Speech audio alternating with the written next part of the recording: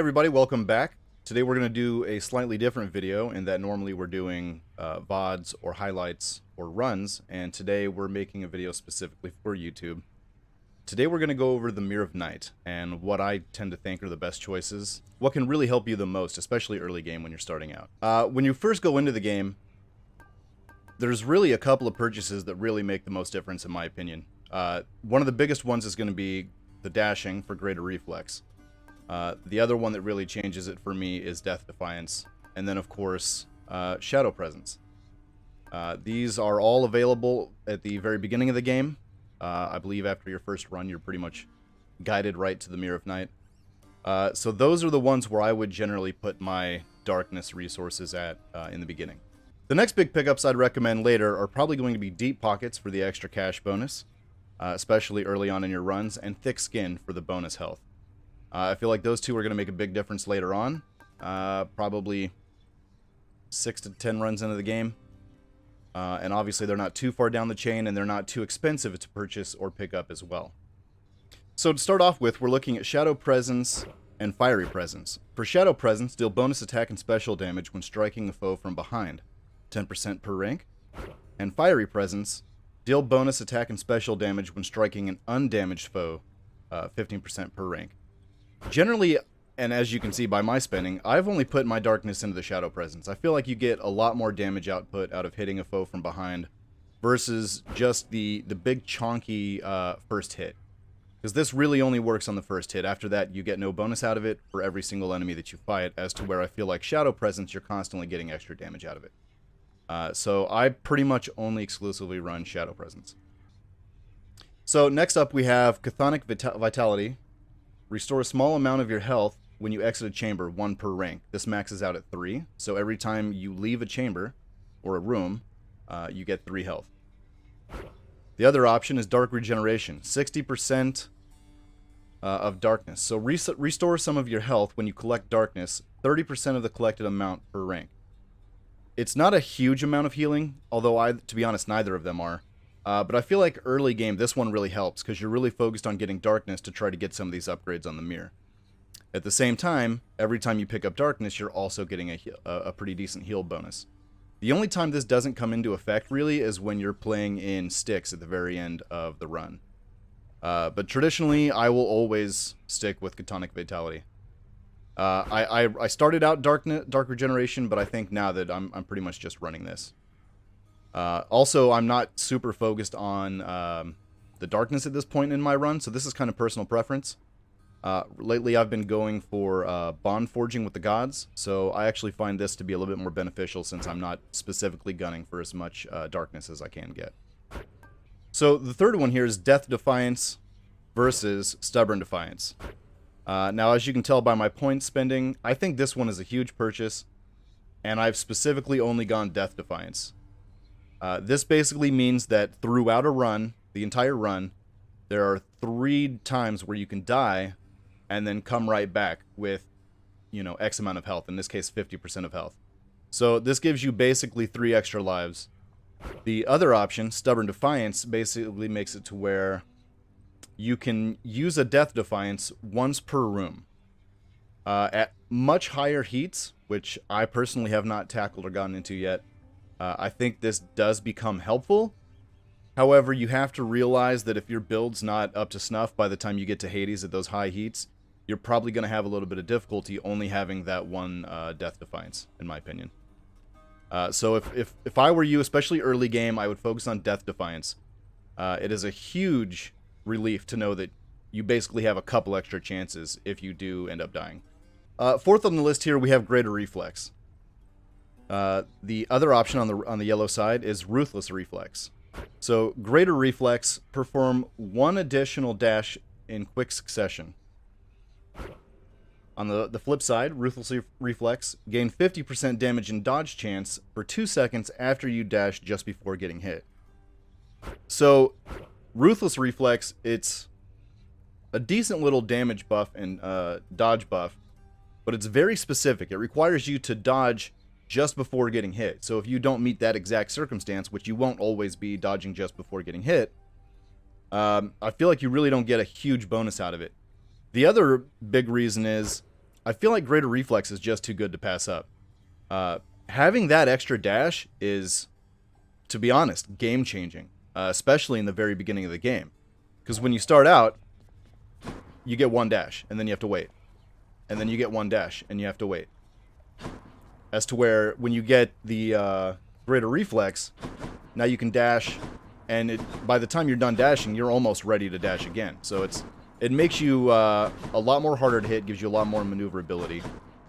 So for my my resource, Darkness Money, that's where I go, is Greater Reflex. If you'd like to try Ruthless Reflex, please go ahead. But I think you're probably going to find this to be the most beneficial. All right, next we have Boiling Blood and Abyssal Blood. So Boiling Blood, deal bonus attack and special damage to foes with bloodstones in them, 10% per rank. That maxes at 50. And Abyssal Blood, reduce the movement speed and damage of foes with bloodstones in them, 6% per rank.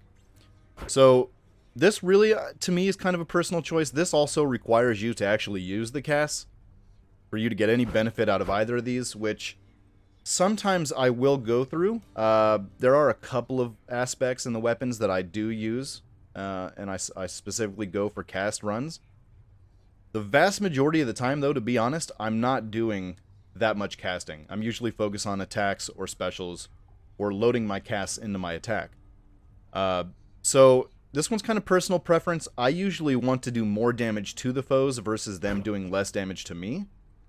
I feel like after the probably 100 hours I've put into the game, that there's really not a lot of chances where I wish they would do less damage. The vast majority of the time, my builds at this point are pretty good, and I can usually get through most of the fights fairly easily without taking too much hits. So I personally would pick Boiling Blood, but it's kind of a personal preference. So pick whichever one you want. Do you want to do more damage, or do you want to take less damage, really is kind of the takeaway from this one.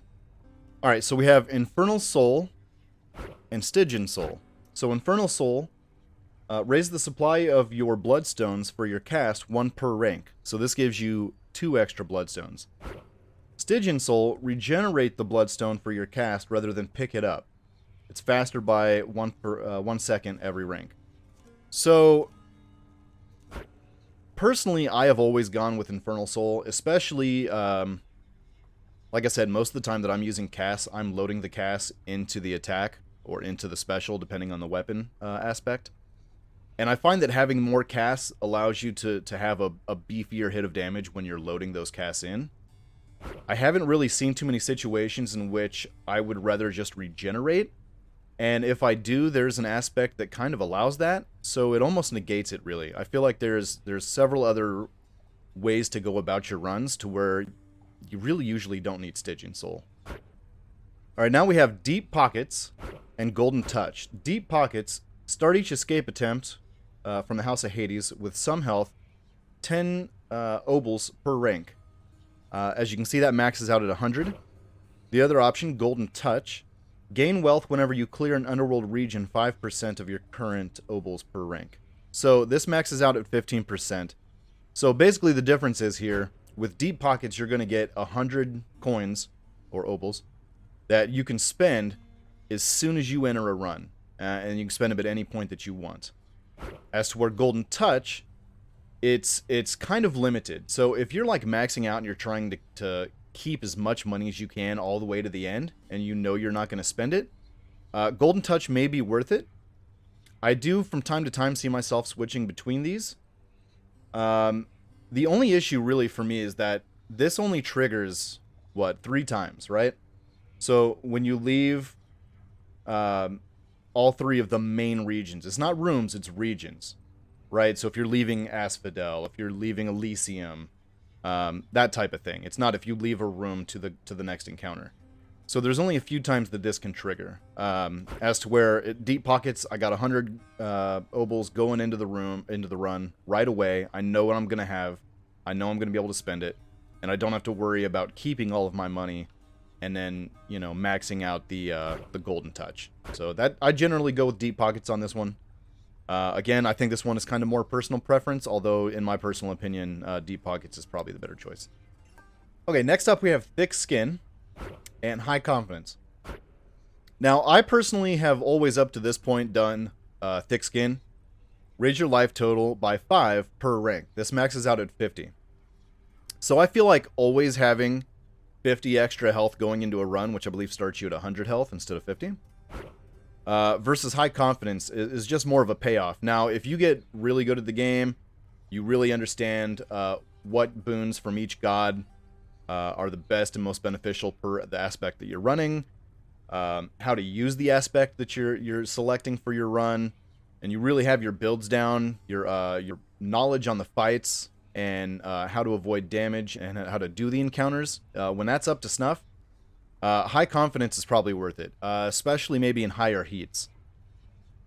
For me, though, the vast majority of the time that I'm seeing now, I am above 80% health, but it's just starting at 50. I don't know if that's something I really want to do. I like being able to hit, I'd say roughly 4 max health increases and be up to 200, and know I'm pretty golden going into a Hades fight.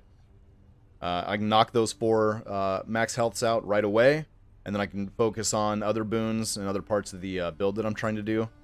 So high confidence may be worth it for you, especially once you really have a good understanding of the game.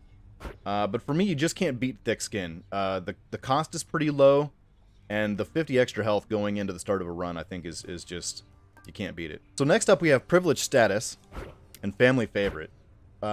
Privileged Status, deal bonus damage versus foes afflicted by at least 2 status curse effects, 20% per rank. So this maxes out at 40.